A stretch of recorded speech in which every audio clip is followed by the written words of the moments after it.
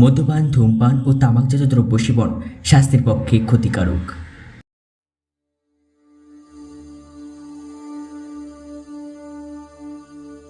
Soumya suspense চ্যানেলের সমস্ত গল্প শুনতে সাবস্ক্রাইব করুন আমাদের YouTube channel.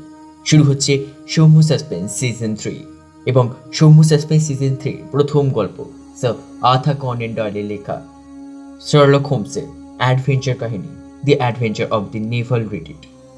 Sir Arthur Conan Doyle জন্ম 22শে মে 1859 সালে স্কটল্যান্ডের রাজধানী এডিনবরাতে। 1876 থেকে 1881 মধ্যে ডাক্তারি পড়তে পড়তে সাহিত্যিক হিসেবে আত্মপ্রকাশ। আজকের গল্পটি প্রথম প্রকাশিত হয় স্ট্র্যান্ড ম্যাগাজিন 1893 অক্টোবর থেকে নভেম্বরের সংখ্যায়। শার্লক হোমসের চরিত্রে সৌম্য এবং ওয়াটসনের চরিত্রে শুভ ও অন্যান্য চরিত্রে মৈত্রী ও অভিষেক। শুরু হচ্ছে সিজন 3 এর প্রথম গল্প স্যার আর্থার কোনান ডয়েলের লেখা শার্লক হোমসের কাহিনী the adventure of the naval রিডিট।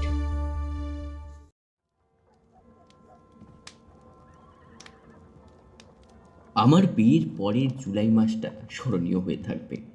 Sherlock হোমসের সান্নিধ্যের পর থেকে পরপর 3টে চাঞ্চল্যকর কেসে তার অদ্ভুত বিশ্লেষণী তদন্ত পদ্ধতি পর্যবেক্ষণের সুযোগ পাওয়ার জন্যে। এর মধ্যে প্রথম কেসটির গুরুত্ব বেশি হলেও জনসমক্ষে প্রকাশ করার সময় এখনও হয়নি। তাই শুরু করছি কেসের চমকপ্রদ বিবরণ। বিবিধ চিত্তাকর্ষক ঘটনার দৌলতে মামলাটি বাস্তবিক অভিনব। স্কুলে পড়বার সময় পার্সি ফিলিপস নামে একটি ছাত্রবন্ধুর সঙ্গে আমার হরিহর আত্মা সম্পর্ক ছিল। বয়স সমান হলেও সে আমার চাইতে 2 ক্লাস এগিয়ে ছিল। পড়াশোনায় অত্যন্ত ভালো, মেধাবী, এক কথায় যাকে বলে হিরের টুকরো। তাই শেষ পরীক্ষায় বৃত্তি পেয়ে বছর বছর গাদা গাদা প্রাইজ পেয়েছে। লর্ড হোল্ডহার্স্ট ছিলেন ওর মামা।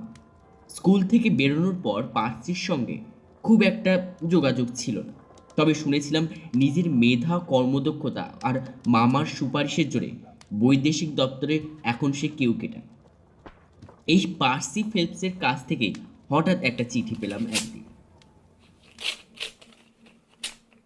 প্রিয় ওয়াটসন, বায়া প্রেয়কি, ভেঙেছি। ফিলিপসকে নিশ্চয়ই মনে আছে। তুমি ক্লাস 3তে পড়তে, আমি ক্লাস 5-এ। মামার মুরব্বিয়ানার জোরে বৈদেশিক দপ্তরে কাজ পাওয়ার খবর নিশ্চয়ই শুনেছ। নামডাক যশ খ্যাতি তখন তুঙ্গে পৌঁছেছে। ঠিক সেই সময়ে একটা ভয়াবহ ঘটনার ফলে আমার সর্বনাশ হতে বসেছে। ঘটনাটা কি চিঠির মধ্যে তা লিখব না, শুধু শুনে রাখো। এর ফলে আমি বিছানা নিয়েছি। কয়েক সপ্তাহ এক নাগারে ব্রেন ফিভারে ভুগে মরতে মরতে বেঁচে উঠেছি। এখনও এত কাহিল যে চিঠিটা নিজের হাতে পর্যন্ত লিখতে পারছি না। উপরওয়ালা মনে করে এই ব্যাপারে আর করণীয় কিছুই নেই, কিন্তু আমি হাল ছাড়তে রাজি নই। শেষ চেষ্টা করতে চাই। তোমার বন্ধু শার্লক হোমসের সঙ্গে আগে যোগাযোগ করতে পারিনি, রোগের প্রকোপে অস্থির ছিলাম বলে। তাকে একবার আমার কাছে নিয়ে আসতে পারবে? তার পরামর্শ একান্ত প্রয়োজন। যত তাড়াতাড়ি পারো তাকে নিয়ে এসো। তোমার অনেকদিনের দোস্ত, পার্সি ফিলিপস। হোমসকে নিয়ে যাওয়ার অনুরোধের মধ্যে এমন একটা ব্যাকুলতা প্রকট হয়েছে যে আমার স্ত্রীও বললে এক্ষুনি বন্ধুবরের কাছে যাওয়া উচিত। ব্রেকফাস্ট সেরে নিয়ে ঘণ্টাখানেকের মধ্যে হাজির হলাম বেকার স্ট্রিটের বাসায়। হোমস তখন ড্রেসিং গ্রাউন্ড পরেই রাসায়নিক বিশ্লেষণ নিয়ে তন্ময়। আমার দিকে একবার চোখ তুলে তাকিয়ে ফের ডুবে গেল বুনসেন বার্নারের নীলচে শিখার ফুটন্ত বকযন্ত্র মধ্যস্থ তরল পদার্থটা নিয়ে। কয়েক ফোঁটা একটা কাঁচনলের মধ্যে তুলে নিয়ে বোতলে রেখে বানালো একটা সলিউশন। এক হাতে একটা লিটমাস কাগজ নিয়ে বললে, ভায়া, বড় অসময়ে এসেছো। কাগজটা নীল থাকলে শুভ, আর যদি লাল হয়ে যায় একজনের প্রাণ নিয়ে টানাটানি পড়বে। বলে লিটমাস ভেজালো সলিউশনে। সঙ্গে সঙ্গে টকটকে লাল হয়ে গেল কাগজটা। যা চলে, যা ভেবেছিলাম শেষকালে তাই হলো। উফ! বলে ডেস্কে বসে খান কয়েক টেলিগ্রাম ফর্ম টেনে নিয়ে দ্রুত হাতে লিখে ছোকরা চাকরকে ডেকে পোস্ট অফিসে পাঠিয়ে দিল হোমস। তারপর আমার সামনে চেয়ারে শরীর এলিয়ে দিয়ে বসে পড়ে বলল, খুবই মামুলি মার্ডার কেস, এর চাইতে ভালো কেস তোমার মুখে শোনার আশা করছি। ভায়া, তুমি হলে গিয়ে অপরাধের বড় পেট্রোল পক্ষী। ক্রাইম সংবাদ ল্যাজে বেঁধে উড়ে আসে। বলো, কি করতে পারি? চিঠিটা এগিয়ে দিলাম। মন দিয়ে পড়ল হোমস। বলল, চিঠিটা লিখেছেন একজন মহিলা? মোটেই না, পুরুষের হাতে লেখা। না, অত্যন্ত বিরল চরিত্রের এক মহিলা তোমার বন্ধুর হয়ে এই চিঠি লিখেছেন। সূত্রপাতে বিষয়টা খুব চিত্তাকর্ষক। ওয়াটসন, কেসটা আমার কাছে কৌতূহল জাগিয়েছে। কাল বিলম্ব না করে তোমার কূটনীতিবিদ বন্ধু এবং তার শ্রুতি লেখিকার সদর্শনে রওনা হওয়া চাই।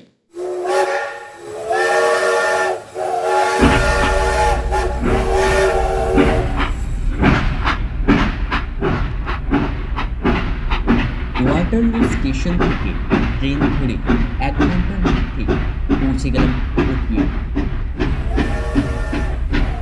বায়োপ্লে বাড়িটা স্টেশন থেকে মিনিট কয়েকের পর। কাঠ পাঠানোর পর উষ্ণ অভ্যর্থনা জানালেন হৃষ্টপুষ্ট এক ভদ্রলোক। বয়স 30 ছাড়িয়েছে, 40-এর কাছাকাছি। আমোদে 2 চোখে আনন্দ নৃত্য করছে অষ্টপ্রহর। গোলগাল দুষ্টু ছেলের মতো টুকটুকে লাল 2 গাল।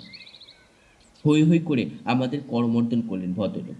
খুশি উপচে উঠল চোখে মুখে কথাবার্তায়। আহ, বাঁচালেন আপনারা। সকাল থেকে পার্সি হাফের তেজ করে বসে আছে আপনাদের পথে। আপনাকে এই ফ্যামিলির কেউ বলে তো মনে হচ্ছে না। হোমসের প্রশ্ন। অবাক হয়ে চাইলেন ভদ্রলোক। পরক্ষণেই চোখ নামিয়ে নিচের দিকে চেয়ে অট্টহাস্যে বলেন, দারুণ চমকে দিয়েছিলেন। বুদ্ধি বটে আপনার। লকেটে যে এইচ অক্ষর দেখেই ধরেছেন আমি ফেলস ফ্যামিলির মানুষ নই। কিন্তু কুটুম হতে চলেছি শিগগিরই। আমার নাম জোসেফ হ্যারিসন। আমার বোন পার্সির হবু বউ। 2 মাস পার্সিকে ওই তো সেবা করেছে। চলুন চলুন, ওর ঘরে যাওয়া যাক। ফুল দিয়ে সাজানো একটা ঘরে ঢুকলাম। খোলা জানলা দিয়ে বাগানের মিষ্টি হাওয়া আসছে। জানলার ধারে পাশাপাশি বসে একজন যুবক আর একজন যুবতী। যুবক কঙ্কালসার, শীর্ণ এবং বিলক্ষণ উদ্বিগ্ন। আমাদের দেখে উঠে দাঁড়ালো যুবতী মেয়েটি।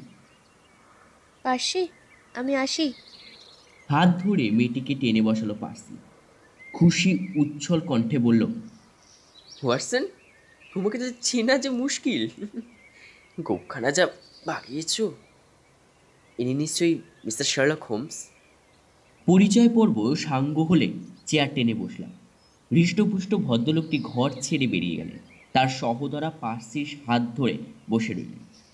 মেয়েটি শ্যামা, ঈষৎ সুলাঙ্গী এবং খর্বকায়া, কিন্তু কৃষ্ণকেশ চামড়ার লাবণ্য আর ইতালীয় চক্ষু পল্লবের দরুন নিঃসন্দেহে আকর্ষণীয়।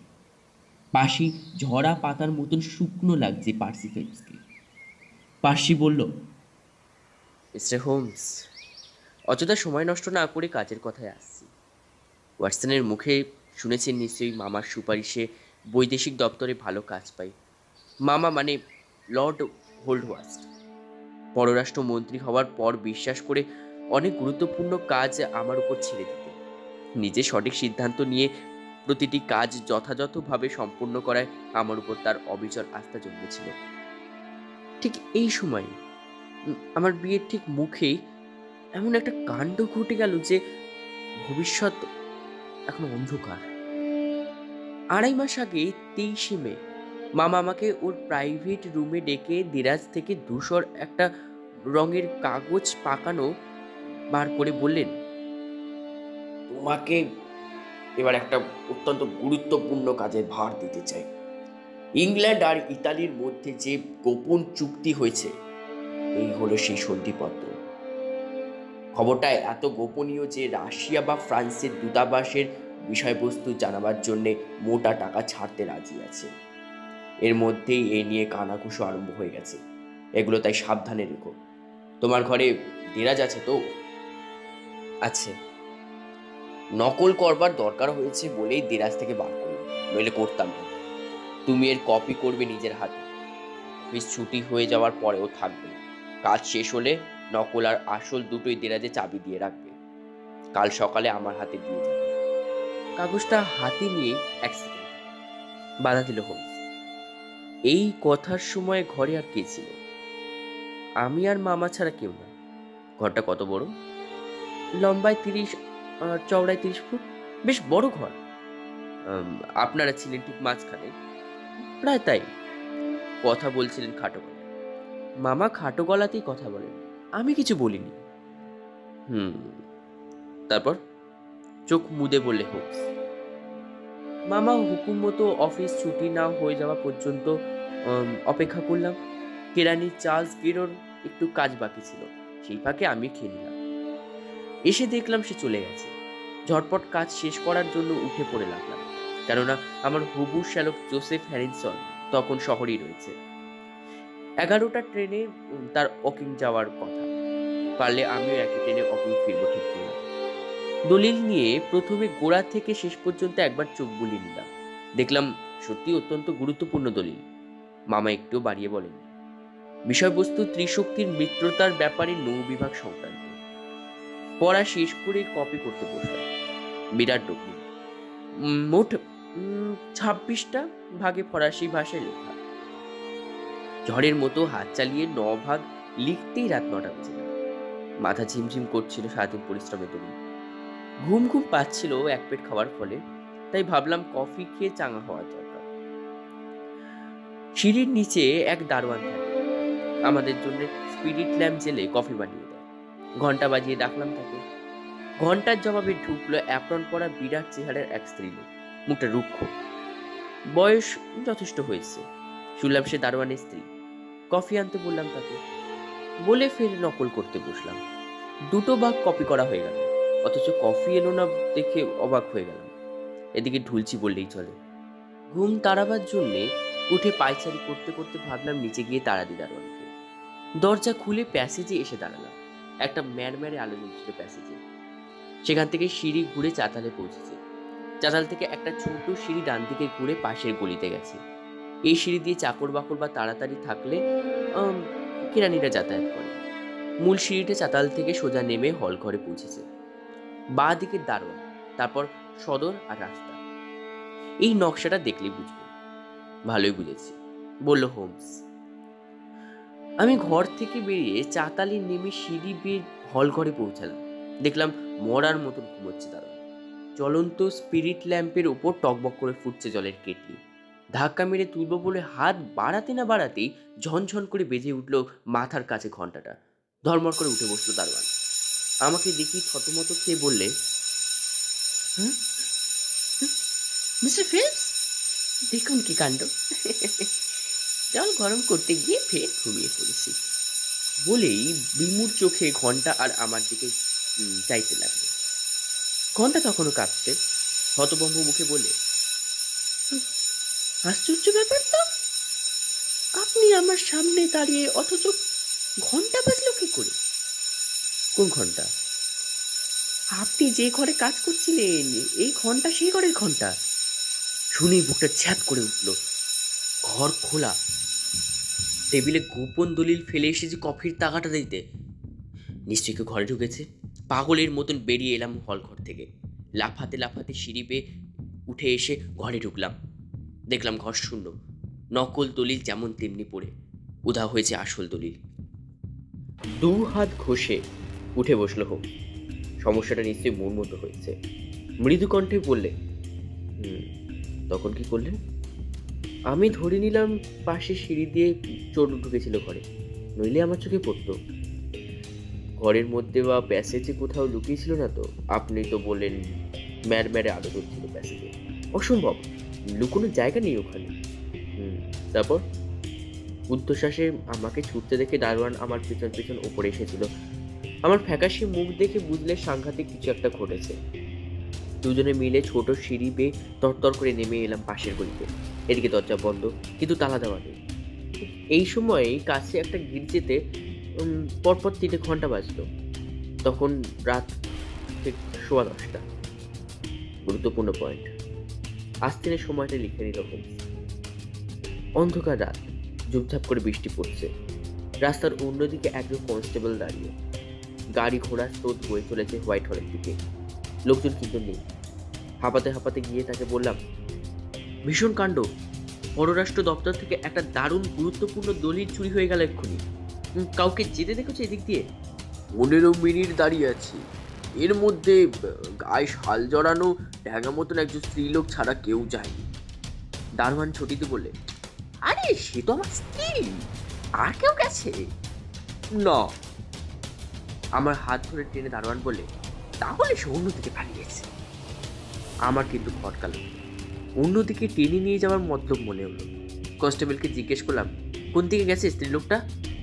ও তো দেখিনি, তবে খুব এত সমস্ত হয়ে হাঁটছিল দেখেছি। কতক্ষণ আগে?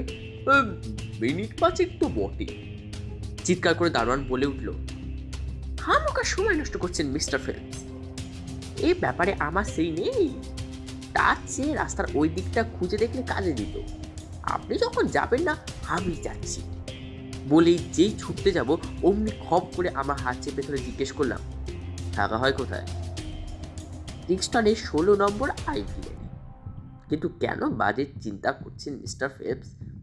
এখনো সময় আছে, ওই দিকটা দেখে আসতে দিন। ভেবে দেখলাম তাতে ক্ষতি নেই। পুলিশ কনস্টেবলকে সঙ্গে নিয়ে হনহন করে গিয়ে দেখলাম রাস্তার অন্যদিক, কিন্তু গাড়ি ঘোড়া আর লোকজন ছাড়া কিছুই চোখে পড়ল না। অফিসে ফিরে এসে প্যাসেজ পরীক্ষা করলাম। লিনোনিয়াম দিয়ে ঢাকা মেঝেতে পায়ের চিহ্ন থাকা উচিত, কিন্তু সেরকম কিছুই পেলাম না। সন্ধ্যে থেকে বৃষ্টি পড়ছিল? জিজ্ঞেস করলো হোমস। হ্যাঁ, 7টা থেকে। কিন্তু মেয়েটা আপনার ঘরে ঢুকেছে 9টা নাগাদ। জলকাদায় ভিজে বুটের ছাপ পড়া উচিত ছিল লিনোনিয়ামে। দারোয়ান ঘরে ঢুকে বুট খুলে চটি পরে এসেছিল। ইন্টারেস্টিং। তারপর ঘরটা পরীক্ষা করলাম। মেঝেতে কার্পেট পাতা আছে, তাই চোরা দরজা নেই, দেওয়ালে লুকোনো পথ নেই। 30 ফুট উঁচু দুটো জানলায় ভেতর থেকে বন্ধ ছিল, চুনকাম করা কড়িকাঠ। দরজা ছাড়া ঢোকার আর পথ নেই, চোর দরজা দিয়ে এসেছিল। ফায়ার প্লেস দেখেছিলেন? ফায়ার প্লেসের বালাই নেই ঘরে। একটা স্টোভ আছে, তারে বাঁধা ঘন্টার দড়ি ঝোলে আমার টেবিলের ডান দিকে। তার মানে ঘন্টা বাজানোর জন্য তাকে টেবিলের ডান দিকে আসতে হচ্ছে। কিন্তু চোরটা কি ঘন্টা বাজিয়ে চুরি করে? কি বিষম সমস্যায় পড়ল বলুন তো। অসাধারণ ঘটনা নিঃসন্দেহে। পুরা চুরুট, ফেলে দেওয়া দস্তানা, চুলের কাটা বা ওই জাতীয় কিছু ঘরেই পাওয়া গেছে না। গন্ধর কথা তো আগে ভাবিনি। তামাকের গন্ধ টন্ধ পাওয়া গেলে তদন্ত করতে সুবিধা হতো। দেখুন, আমি তামাক খাই না, কাজেই সেরকম গন্ধ থাকলে নিশ্চয়ই স্ত্রীর পেতাম। দারোয়ানের স্ত্রীর হন্তদন্ত হয়ে বাড়ি ফেরাটা আমার ভালো মনে হয়। দারোয়ান অবশ্য বললে রাত হয়ে গেছে বলেই তাড়াতাড়ি করেছে স্ত্রী। জবাবটা সন্তোষজনক, নিছক অজুহাত বলেই মনে হয়েছে। তাই দলিলটা বাড়ি থেকে হাওয়া হওয়ার আগেই হানা দেবো ঠিক করলাম। 8 ঘন্টার মধ্যে স্কটল্যান্ড ইয়ার্ডের ডিটেকটিভ মিস্টার ফোর্বসকে নিয়ে পৌঁছে গেলাম দারোয়ানের বাড়ি। দারোয়ানের বড় মেয়ে দরজা খুলে বলল, মা এখনো বাড়ি ফেরেনি। আমরা সামনের ঘরে বসলাম। মিনিট 10 পরে সদর দরজা কড়া নড়ে উঠতেই মেয়েটিকে দরজা খুলে বলল, মা, দুজন ভদ্রলোক তোমার জন্য বসে রয়েছে। কথা শেষ হতে না হতেই ছুটে যাওয়ার আওয়াজ শুনলাম। মিস্টার ফোর্বস লাফিয়ে উঠে দৌড়ে গেলেন। আমিও পেছন পেছন ছুটলাম। দারোয়ানের স্ত্রী দৌড়ে গিয়ে পেছনের রান্নাঘরে ঢুকতে না ঢুকতে আমরা হুড়মুড় করে ঢুকে পড়লাম ভেতরে।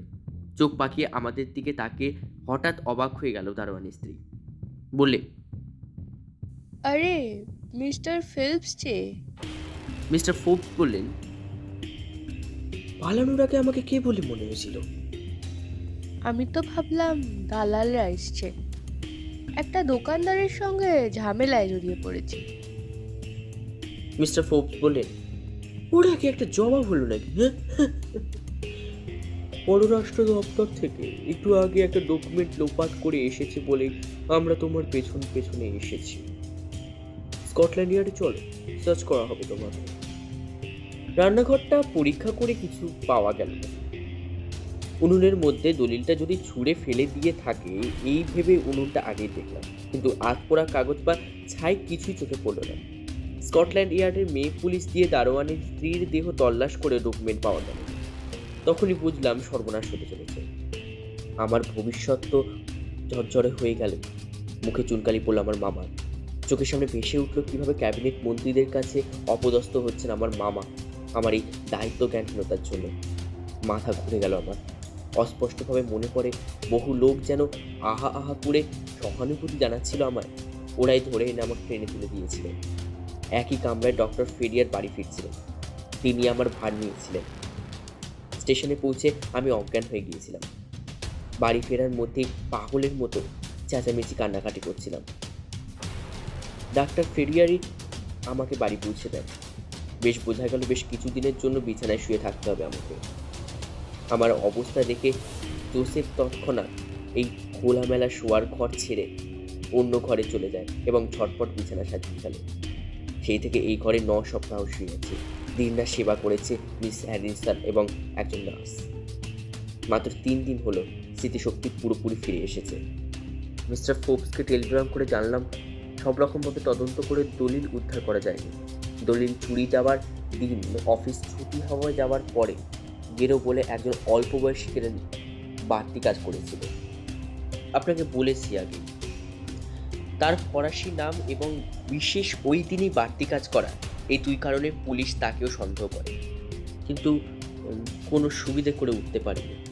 তাছাড়া সে চলে যাওয়ার পর আমি দলিল নকলে হাত দিয়েছিলাম। মিস্টার হোমস, এই অবস্থায় আপনি আমার শেষ ভরসা। দলিল উদ্ধার করতে আপনি যদি ব্যর্থ হন, আমার মান সম্মান চাকরিও ইতি হয়ে গেল জানতে। দীর্ঘ বক্তৃতা শেষ করে এলিয়ে পড়ল পার্সি ফেলপস। গেলাসে করে ওষুধ খাইয়ে দিলেন মিস হ্যারিসন, সম্ভবত চাঙা করার জন্য। চেয়ারে মাথা হেলিয়ে চোখ বুজে এমনভাবে রইল হোমস যেন কোনো ব্যাপারই তার আগ্রহ নেই। নতুন লোকের কাছে সেরকম মনে হলো এ লক্ষণ আমি চিনি। অন্তরের অন্দরে ডুব দিয়েছে শার্লক হোমস। হঠাৎ বললে, কয়েকটা প্রশ্ন করব। আপনার এই গুরু দায়িত্বর কথা কাউকে বলেছিলেন? না। মিস হ্যারিসনকে? দায়িত্ব কাঁধে চাপবার একটু পরেই কাজ শুরু করেছিলাম। ওকিং এলাম তো দলিল চুরি যাওয়ার পর। আপনার বাড়ির লোকেরা কেউ আপনাকে 2 বার দেখে ফেলেনি তো? না। ওরা আপনার অফিস চেনেন? নিশ্চয়ই, সবাইকে দেখিয়েছি। দারোয়ান লোকটা কীরকম? আগে সৈন্যে ছিল শুনেছি। কোন রেজিমেন্টে? কোলস্টিম গার্ডস, যতদূর জানি। ধন্যবাদ। মিস্টার ফোর্বসের কাছ থেকে বিস্তারিত জেনে নেব ক্ষণ। বাহ, গোলাপটা ভারী সুন্দর তো। অকস্মাৎ জানলার ধারে গিয়ে মোটা সমেত একটা গোলাপ নিয়ে ঘুরিয়ে ফিরিয়ে দেখতে দেখতে যেন আবিষ্ট হয়ে গেল শার্লক হোমস। প্রকৃতির সৌন্দর্যে এভাবে কখনো ওকে বিহ্বল হয়ে যেতে দেখিনি। বন্ধুবরের চরিত্রের আরও একটা দিক খুলে গেল সেই মুহূর্তে। 2 আঙ্গুলে গোলাপ ধরে স্বপ্নালু চোখে সেদিকে তাকিয়ে আবেশ ভরা কণ্ঠে ফুল সম্পর্কে কত কথাই না বলে গেল। বেঁচে থাকার জন্যে রোজ আমাদের অনেক জিনিস দরকার হয় ঠিকই, কিন্তু ফুলের দরকার হয় তার চেয়েও বেশি কারণে। ফুলের গন্ধ, ফুলের রং জীবনকে সাজিয়ে তোলে, জীবনে আশা আনে। স্তম্ভিত হয়ে বক্তৃতা শুনছিল পার্সি আর তার প্রণয়নী। নিঃসীম নৈরাশ্য প্রকট হয়ে উঠল দুজনের চোখে মুখে। পর মুহূর্তেই মিস হ্যারিসনের তীক্ষ্ণ কণ্ঠে মিলিয়ে গেল হোমসের দিবাস্বপ্ন। ফিরে এলো মাটির পৃথিবীতে।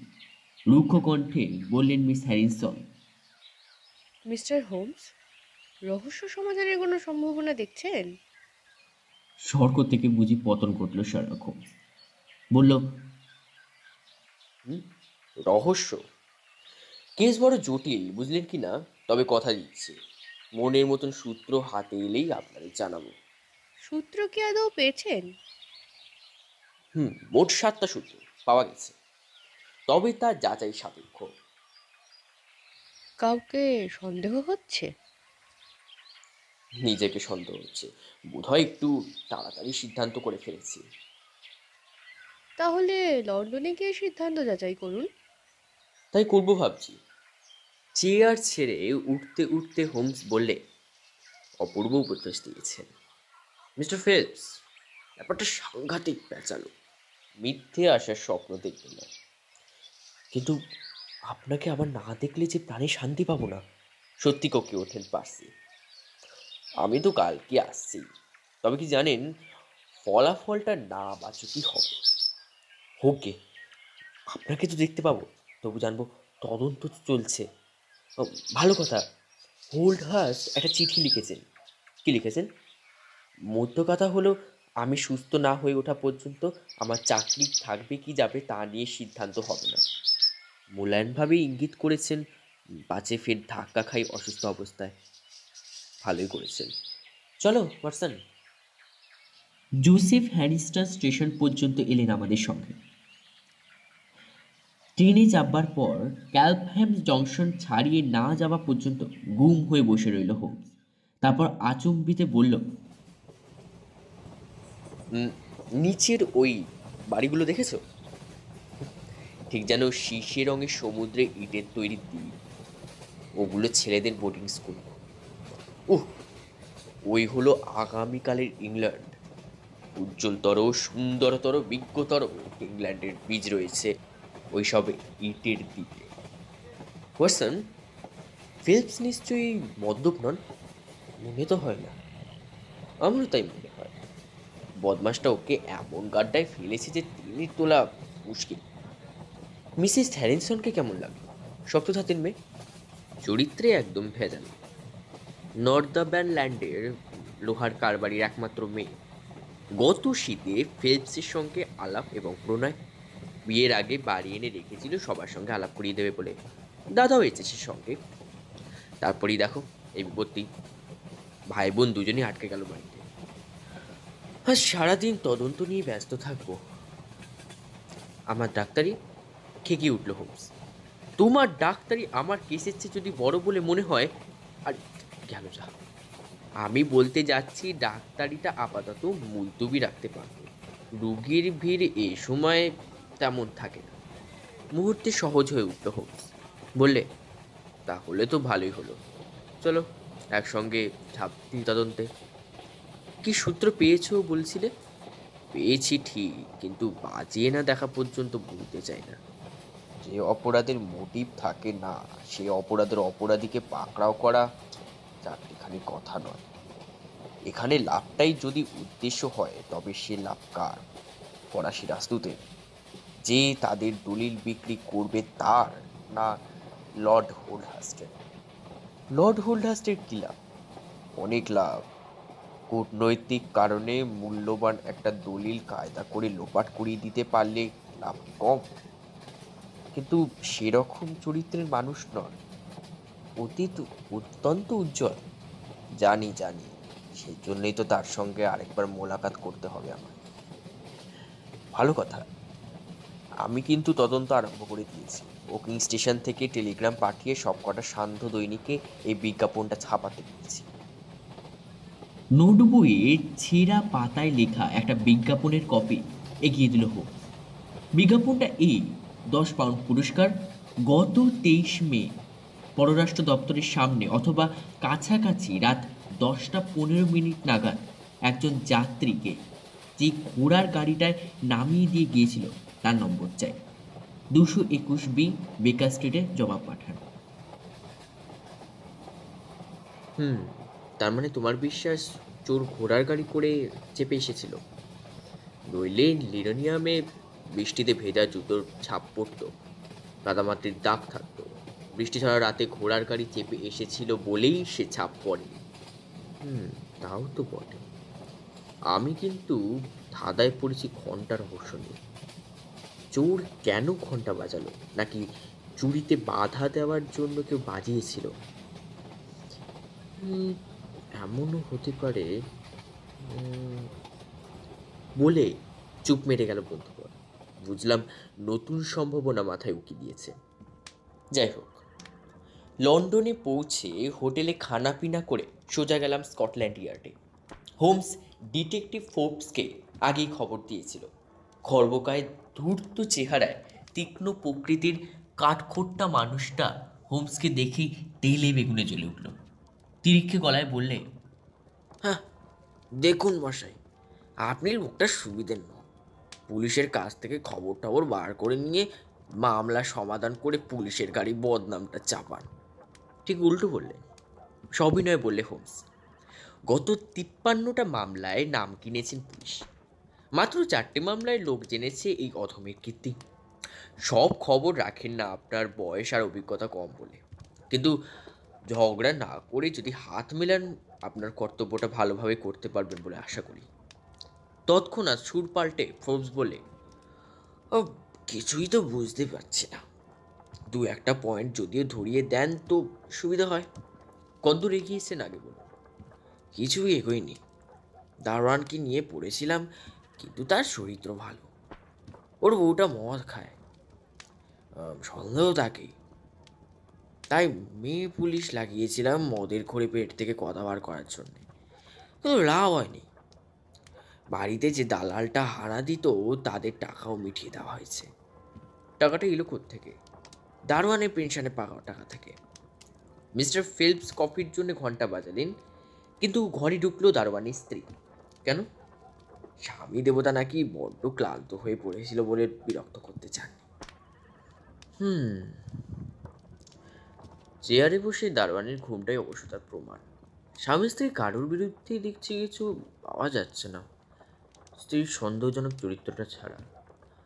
হন্তদন্ত হয়ে ওই রাতে বাড়ি ফেরার কারণটা জিজ্ঞেস করেছিলেন? পুলিশ কনস্টেবল পর্যন্ত লক্ষ্য করেছিল ওর তাড়াহুড়ো করে বাড়ি ফেরা। কেন? অন্যদিনের চেয়ে বেশি দেরি করে ফিরেছিল বলে। সে বেরিয়ে যাওয়ার অন্তত পক্ষে মিনিট 20 পরে আপনি পুলিশ ডিটেকটিভকে নিয়ে বেরিয়েছিলেন, অথচ বাড়ি পৌঁছলেন তার আগে। ব্যাপারটা বলেছিলেন তাকে? ও বললে, এক ঘোড়ায় টানা একা গাড়িতে বাসে চাইতে আগেই তো পৌঁছবে। বাড়ি পৌঁছেই বাড়িতে লোক আছে শুনে রান্নাঘরে ভূত দৌড় দিল কেন? দালালরা পাওনা মেটাবার টাকা নাকি রান্নাঘরেই ছিল? সব প্রশ্নেরই জবাব তৈরি দিচ্ছি। পাশের গলি চার্চ স্ট্রিটে বেরিয়ে কাউকে দেখেছিলেন কি? কনস্টেবল ছাড়া কাউকে না। এছাড়া আর কি করেছে? কিরানি গেরোর পেছনে এই 9টা সপ্তাহ হাল্লা করে ঘুরে লাভ হয়েছে কর্তা। ঘন্টা বাজার রহস্য উদ্ধার করেছেন? একদম না। কারণটা কিছুতেই মাথায় ঢুকছে না। ধন্যবাদ জানিয়ে বেরিয়ে গেল হোমস। সোজা গেল ডাউনিং স্ট্রিটে ইংল্যান্ডের আগামী প্রধানমন্ত্রী এবং বর্তমানে ক্যাবিনেট মন্ত্রী লর্ড হোলহাস্টের অফিসে। হোমস কার্ড পাঠালো। তলব এলো তৎক্ষণাৎ। ফায়ার প্লেসের দুধারে দুটো চেয়ারে বসলাম আমি আর হোমস। মাঝখানে অভিজাত চেহারা নিয়ে ভাবনা আঁকা মুখে দাঁড়িয়ে রইলেন বিখ্যাত পুরুষটি। কোকড়া চুলে পাক ধরেছে, দীর্ঘ আকৃতির প্রতিটি প্রত্যঙ্গে শান দেওয়া তীক্ষ্ণতা যেন ঠিকরে বেরোচ্ছে। বনেদিয়ানা যে তার রক্তে ধার করা নয় তা এক নজরেই মালুম হয়। মৃদু হেসে বললেন, মিস্টার হোমস, আপনার সুনাম আমি শুনেছি। আপনার এখানে আসার একটা কারণই আমার অফিসে ঘটেছে। কে কাজে লাগিয়েছে আপনাকে? মিস্টার পার্সি ফেলপস, বললে হোমস। বেচারা ভাগ্নে, রক্তের সম্পর্ক আছে বলেই ওকে বাঁচানো যাবে না। আর যদি ডকুমেন্ট উদ্ধার হয় তাহলে ফলাফল শুভ হবে। দলিলটা নকল করার কথা কি এই ঘরেই বলেছিলেন? হ্যাঁ। বাইরে থেকে কেউ শুনেছিল কি? অসম্ভব। কাউকে জানিয়েছিলেন কি যে দলিল নকল করতে যাচ্ছেন? না। তাহলে কিন্তু ধরে নিতে হয় চোর কিছু না জেনে হঠাৎ করে ঘরে ঢুকে দলিলটা দেখতে পেয়ে পকেট করে নিয়ে গেছে। আমি এর জবাব দিতে অক্ষম। সন্ধিপত্রের বিষয়বস্তু ফাঁস হয়ে গেলে কি সত্যি সাংঘাতিক প্রতিক্রিয়া দেখা দেবে? মুখ কালো হয়ে গেল লর্ড হোলহাস্টের। তা হবে। সেরকম প্রতিক্রিয়া দেখা হয়েছে কি? এখনো টের পাইনি। সন্ধিপত্র ফরাসি বা রুশ দূতাবাসে পৌঁছে গেলে টের পেতেন কি? পেতাম। 2.5 মাসেও যখন পাননি তখন কি ধরে নিতে পারি না যে সন্ধিপত্র কোনো দূতাবাসেই পৌঁছয়নি? চোর কি তাহলে দলিলটা বাঁধিয়ে টাঙিয়ে রাখবে বলে নিয়েছে? বেশি দামের তারের আছে হয়তো। আর দেরি করলে 1 পয়সা পাবেন না। মাস কয়েক মধ্যে চুক্তির বিষয়বস্তু সবাইকে জানানো হবে। পয়েন্টটা গুরুত্বপূর্ণ। চোর হয়তো হঠাৎ অসুস্থ হয়ে পড়ায় চোখ জ্বলে উঠল লর্ড মশাই। ব্রেন ফিগার কেমন? শান্ত কণ্ঠে হোমস বললে, সেরকম ইঙ্গিত আমি করিনি। যাকে অনেকটা সময় নষ্ট করলাম, এখন আসি। দরজা পর্যন্ত এগিয়ে লর্ড হোলহাস্ট বললেন, মিস্টার হোমস, চোর যেই হোক না কেন আমি তাকে চাই, আপনি পাকড়াও করুন। বাইরে এসে হোমস বললে, ভদ্রলোক খাসা লোক, গরিব হলেও আত্মমর্যাদা সচেতন। বুটে নতুন সুতলা লাগিয়েছেন, দেখেছিলে? যাক ভায়া, তোমাকে আর আটকে রাখবো না, কালকে একই ট্রেনে আবার ওকিং যেতে হবে, খেয়াল থাকে যেন। পরদিন সকালেই দেখা করলাম বন্ধুবরের সঙ্গে, কিন্তু রেড ইন্ডিয়ানদের মতো নির্বিকার হয়ে রইল হোমস। ইচ্ছে করলে এরকমভাবে মুখটা ভাবলেশীন করে পারেও। শুধু শুনলাম যেই তিমিরে ছিল গতকাল, আজও রয়েছে সেই তিমিরে। গাড়ির নম্বর চেয়ে বিজ্ঞাপনের জবাব আসেনি। ওকিং পৌঁছে দেখলাম গতকালের মতোই প্রণয়িনীকে পাশে নিয়ে বসে আছে পার্সি, তবে চেহারা অনেকটা সতেজ। আমাদের দেখেই অভ্যর্থনা জানালো সহল্লাসে। মিস্টার ফুবস আর লর্ড হুলহাস্টের সঙ্গে দেখা সাক্ষাৎ হয়ে গেছে এবং ভেঙে পড়ার মতন কিছুই ঘটেনি এখনো। হোমসের মুখে এই খবর শুনে খুশি হলেন মিস হ্যারিসন। ফিলিপস বললে, এর চাইতে জোরালো খবর আপনাকে দেবার জন্য বসে রয়েছি। উৎসুক হোমস। ফিলিপস বললে, একটা নারকীয় ষড়যন্ত্র চলছে আমায় ঘিরে। কাল রাতের সাংঘাতিক ঘটনায় তার প্রমাণ। আমি অজাতশত্রু, অথচ শুধু আমার সম্মান নয়, আমার জীবন নিয়েও টানাটানি চলছে। খুলে বলুন।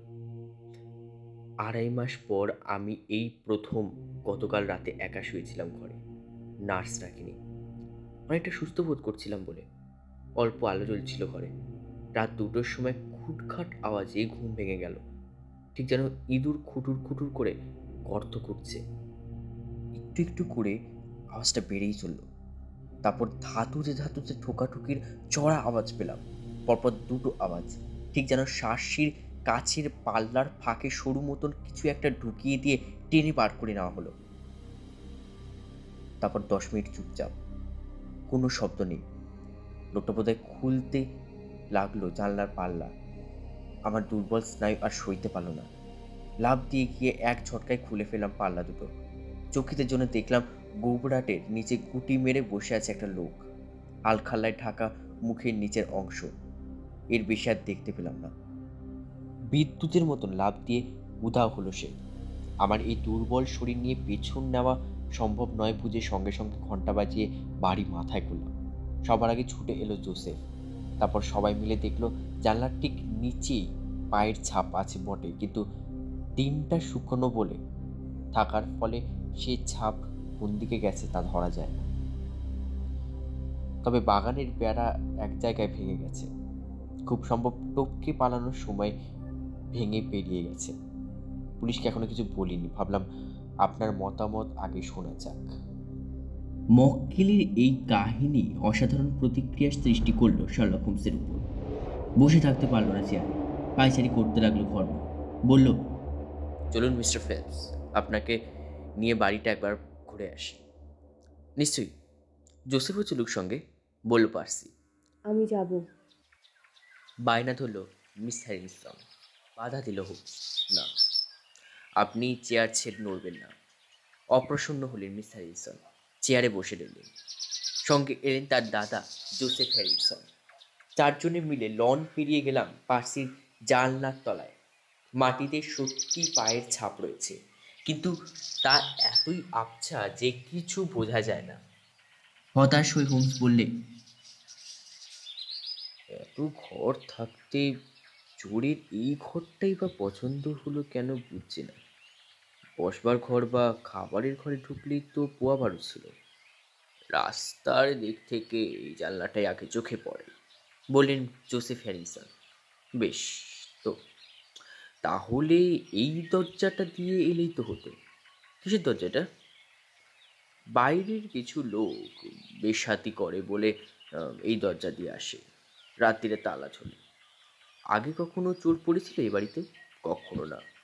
শীত দিয়ে লাভ হতে পারে এমন কি কিছু আছে বাড়িতে? সেরকম মূল্যবান তো কিছু নেই। তার ছেলের সঙ্গে পকেটে হাত পুড়ে এদিক ওদিক দেখলো হোমস। একরকম গা ঢালা ভাব, কিন্তু ওর মধ্যে এর আগে কখনো দেখিনি। একবার বললে,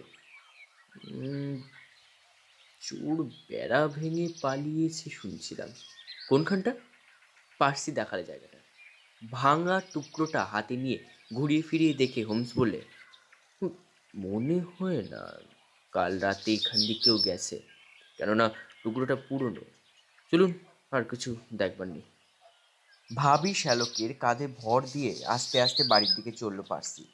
হোমস লম্বা লম্বা পা ফেলে পৌঁছে গেল অনেক আগেই। পেছনে আমি। খোলা জানলার ধারে গিয়ে মিস হ্যারিনসনকে ডেকে সিরিয়াস গলায় হোমস বললে, "আজ সারাদিন এই ঘরে থাকবেন, একদম বেরোবেন না, কোনো অজুহাতেই নয়, ব্যাপারটা গুরুত্বপূর্ণ।" অবাক হয়ে গেলেন মিস হ্যারিনসন। বেশ, তাই হবে। রাতে শোবার আগে দরজায় তালা দিয়ে নিজের কাছে চাবি রাখবেন। পার্সি কোথায় থাকবে তাহলে? উনি আমার সঙ্গে লন্ডনে যাবেন। একা থাকবো এখানে? তার ভালোর জন্যই থাকবেন, কথা দিন তাড়াতাড়ি।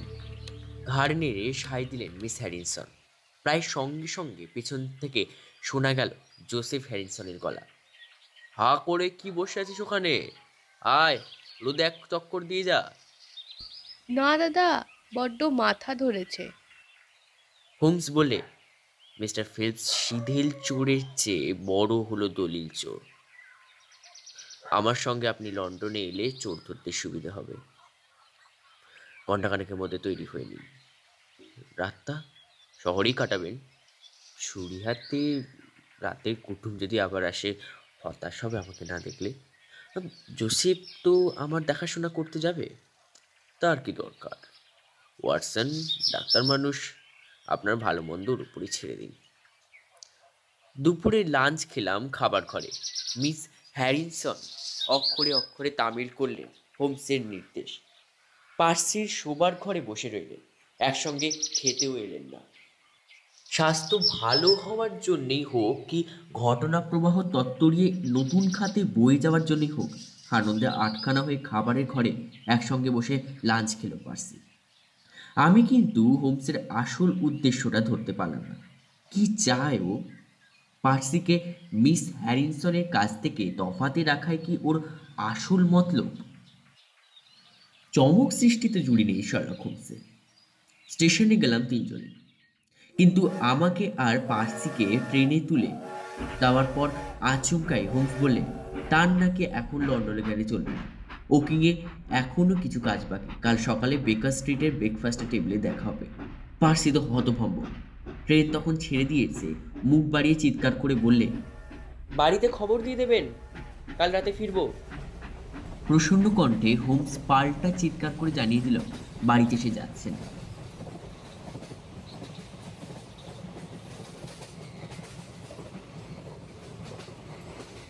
প্ল্যাটফর্ম ছেড়ে বেরিয়ে এলো ট্রেন। হোমসের অকস্মাৎ থেকে যাওয়া নিয়ে নানা রকম জল্পনা কল্পনা করলাম দুই বন্ধু। ফিলস বললে, কাল রাতে চোরকে নিয়ে নিশ্চয়ই তদন্ত করতে চান মিস্টার হোমস। লোকটাকে মামুলি চোর বলতে আমি অন্তত রাজি নই। তবে কি, রাজনৈতিক খুন, ঘোর চক্রান্ত চলছে আমাকে নিয়ে। চুরি হাতে এসেছিল আমাকে খুন করতে। চোর কখনো ছোড়া নিয়ে আসে? যে ঘরে চুরি করার মতো কিছুই নেই, সেই ঘরে কেন আসতে চেয়েছিল বুঝতে পারছো না? সেটা যে চুরি বুঝেছো কি করে? শিক্ষার্থীও তো হতে পারে। না না না, স্পষ্ট দেখেছি চকচকে কলাটা ঝকঝক করছে। তুমি যা বললে হোমস যদি তাই মনে করে থাকে, তাহলে ওর অগ্নিয়ে থেকে যাওয়ার কারণটা অন্তত বোঝা যায়। শীতেল চোরকে পাকড়াও করেও ও হয়তো দলিল চুরির ফয়সালা করতে চায়। কিন্তু উনি তো বললেন বাড়িতে যাবেন না। হোমসকে আমি হাড়ে হাড়ে চিনি, অকারণে কিছু করা ওর ধাতে নেই। এরপর আর কোনো রকম এ ব্যাপারে কথা হলো না। 7-5 কথায় ভুলিয়ে রাখলাম পার্সিকে। একে অসুস্থ, তার উপর দড়ি ঢালানোর উদ্বেগে, তাই হাজার গল্পের স্রোতে ভাসিয়ে দিতে চাইলাম ওর মনের উৎকণ্ঠা, ভবিষ্যতের দুর্ভাবনা। কিন্তু মন বড় বিচিত্র বস্তু, বাগে আনা মুশকিল। পার্সি বেচারাও দেখলাম কিছুতেই সহজ হতে পারছি না। বেকার স্ট্রিটে এসেও সেই একই কথায় ফিরে এলো বারবার। হোমস কি পারবে দলিল উদ্ধার করতে? কেন সে চুপচাপ করেছে? রহস্য সমাধান অসম্ভব জেনেই কি নীরব? আমি ওকে পই পই করে বোঝালাম শার্লক হোমস যখনই মুখে চাবি দেয় তখনই বরং বুঝতে হবে লক্ষণ শুভ, রহস্য সমাধান হতে আর দেরি নেই। সমাধানের সংকেত যে পেয়ে গেছে বাজিয়ে না দেখা পর্যন্ত চুপ করে থাকতে চাইছে। যাই হোক, বুঝিয়ে সুঝিয়ে তো শুতে পাঠালাম ওকে, কিন্তু মনে বুঝলাম এত উদ্বেগ নিয়েও কখনই ঘুমোতে পারবে না। আমি ওকে চাই ঘুমোতে পারবো? অর্ধেক রাত কেবল এপাশ ওপাশ করে কাটিয়ে দিলাম। ধুম করে হোমস উকিং খেয়ে গেল কেন?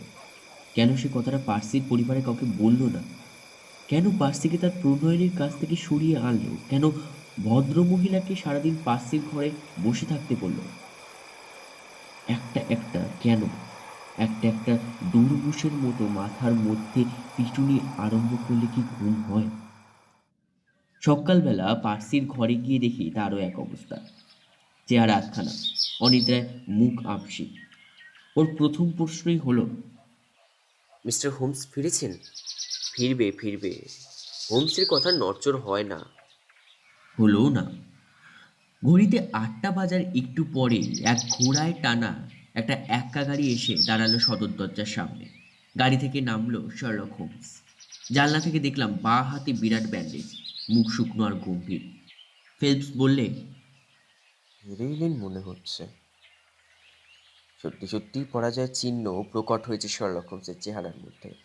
বললাম, গোলক দাদার চাবিকাঠি তাহলে ওকিংয়ে নেই, লন্ডনে রয়েছে, কিন্তু হাতি ব্যান্ডেজ কেন? ফেলপস যেন কোকিয়ে উঠল। হোমস ঘরে ঢুকতে জিজ্ঞেস করলাম, হোমস, জখম হয়েছে মনে হচ্ছে? সামান্যই, দোষটা আমার, হুঁশিয়ারি থাকা উচিত ছিল। Good morning mister Phelps. আপনার এই কেসের মতো জট পাকানো মামলা খুব বেশি হাতে আসেনি আমার। জট ছাড়ানো শেষ পর্যন্ত বোধহয় আর সম্ভব হবে না, তাই না? অভিজ্ঞতাটাই বা কম কি? আমি বললাম, ব্যান্ডেজটা কিসের? রোমাঞ্চকর কিছু ঘটেছে মনে হচ্ছে। আগে খাওয়া তারপর কথা। 30 মাইল টাটকা হাওয়া খেতে খেতে এসেছি, পেটে আগুন জ্বলছে। গাড়ির নম্বর চেয়ে বিজ্ঞাপনের আর জবাব এলো না দেখছি।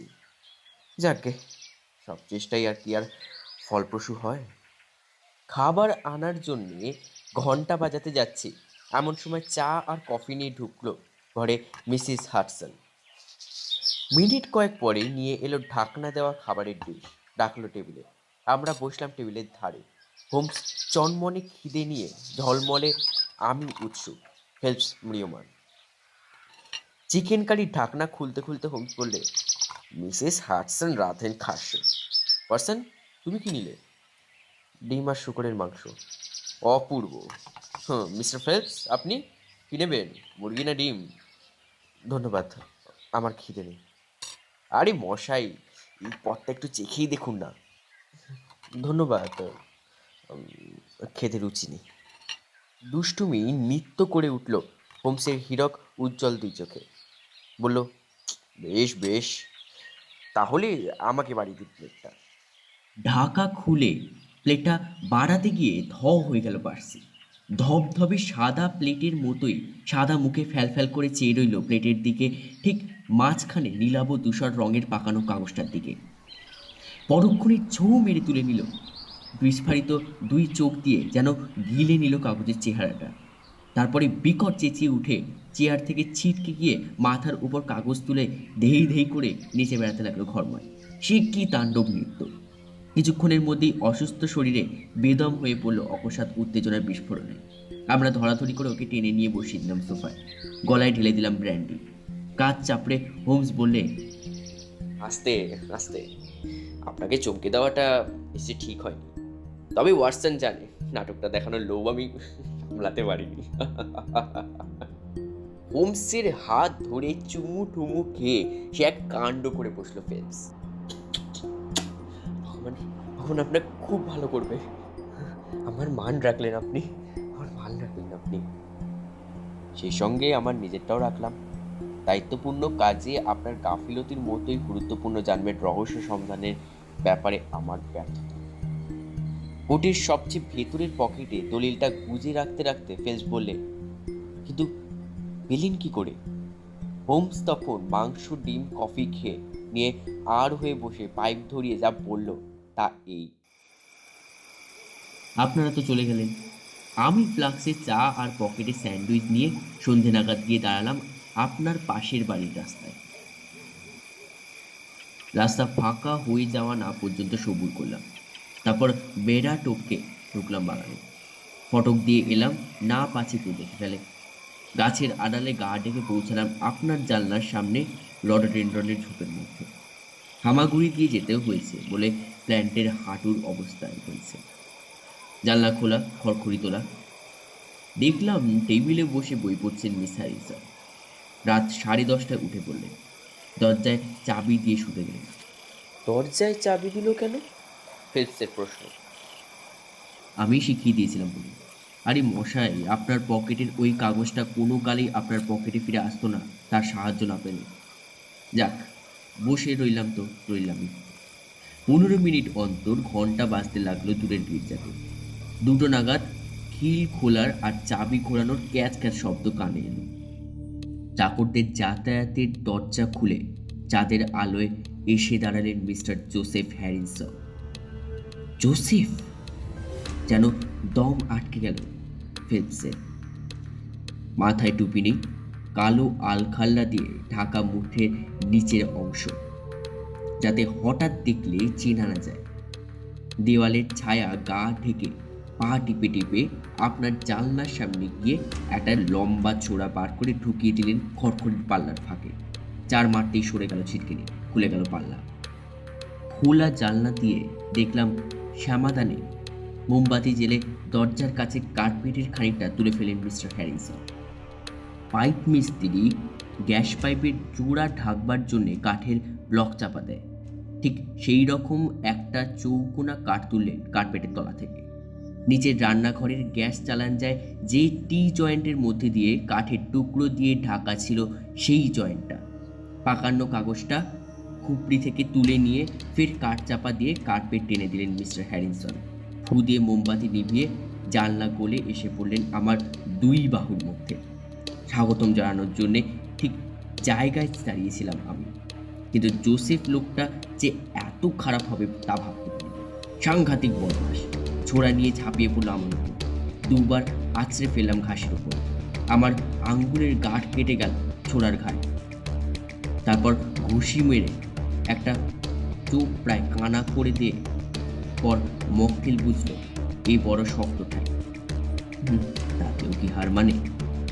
একটা চোখেই দেখলাম খুনির চেহারা, পারলে তখনই খুন করে দেয় আমাকে। যাই হোক, বেগতিক বুঝে দলিলটা আমার হাতে দিতে আমিও ছেড়ে দিলাম। অবশ্য আজ সকালে ফোর্বসকে টেলিগ্রামে সব জানিয়েছি। যদি তাড়াতাড়ি যেতে পারে পাবে জোসেফকে, নইলে দেখবে পিঞ্জর শূন্য, পাখি ভাবল বা। তাতে অবশ্য সরকারের লাভ। এই নিয়ে একটা কেলেঙ্কারি হোক, আপনার মামা ভাগ্নে নিশ্চয়ই তা চান না। ফিলিপস খাবি খেতে খেতে বলল, আপনি কি বলছেন? 2.5 মাস ধরে যে দলিলের চিন্তায় শয্যাশায়ী একই ঘরে তা পড়েছিল একদিন। জোসেফ, শেষকালে জোসেফ! বদমাস শয়তান! চেহারা দেখে কি আর মানুষ ধরা যায়? জোসেফের বাইরে এক, ভেতরে আরেক। কালকে রাতে শুনলাম জুয়ো খেলে দেনায় ডুবতে বসেছে, তাই বোনের সর্বনাশ হবে জেনেও এক রকম জখমারি মধ্যে না গলিয়েছে। স্বার্থ ছাড়া তার কাছে কিছুই বল না। চেয়ারে এলিয়ে পড়ল ফিলিপস। আমার মাথা ঘুরছে, সব গুলিয়ে দিলেন আপনি। হোমস তখন বিশ্লেষণী ভঙ্গিমায় বললেন, কেসটা গোড়া থেকে মূল সূত্রগুলো চাপা পড়ে যাচ্ছিল অবান্তর সূত্রের বাড়াবাড়িতে।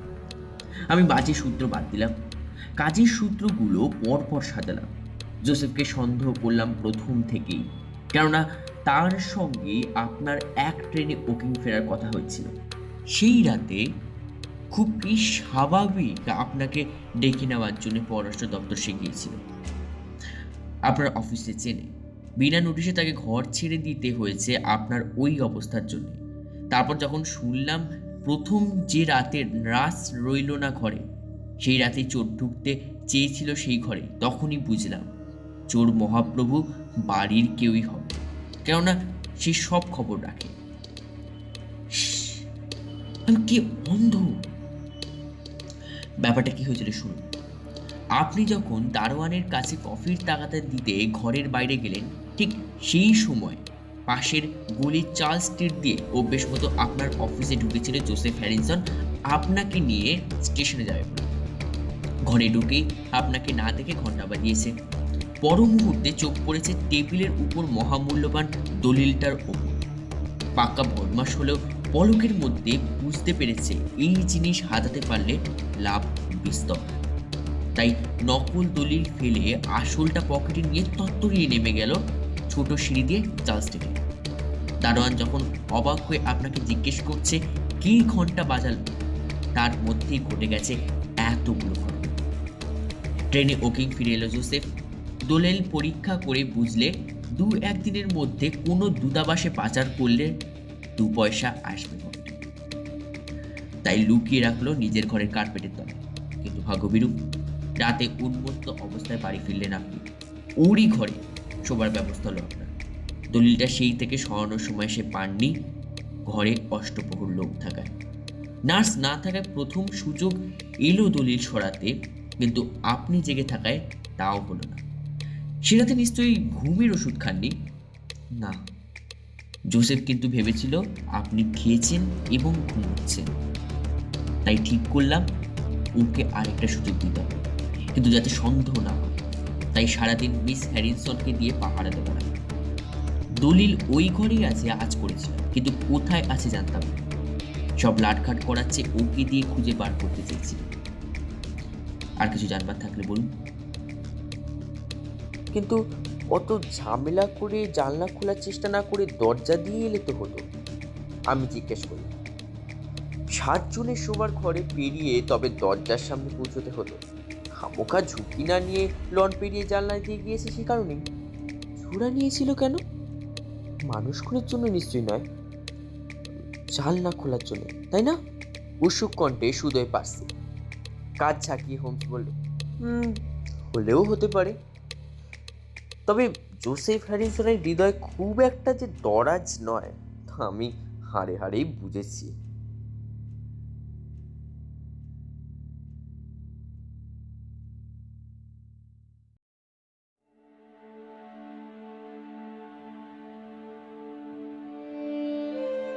শুনছিলে স্যার আর্থার কোনান ডয়েলের লেখা শার্লক হোমসের কাহিনী the adventure of the naval treaty. এটি ছিল সৌম্য সাসপেন্স সিজন 3 প্রথম গল্প। এইভাবে সিজন 3 আরও ধীরে ধীরে এগিয়ে যাবে। শার্লক হোমসের চরিত্রে সৌম্য এবং ওয়াটসনের চরিত্রে ছিল শুভ ও অন্যান্য চরিত্রে ছিল মৈত্রী ও অভিষেক। শুনবেন আরও একটি ভয়ের বা সাসপেন্সের গল্প এই চ্যানেলে। ততদিন স্টে টিউন। নমস্কার। Only suspense.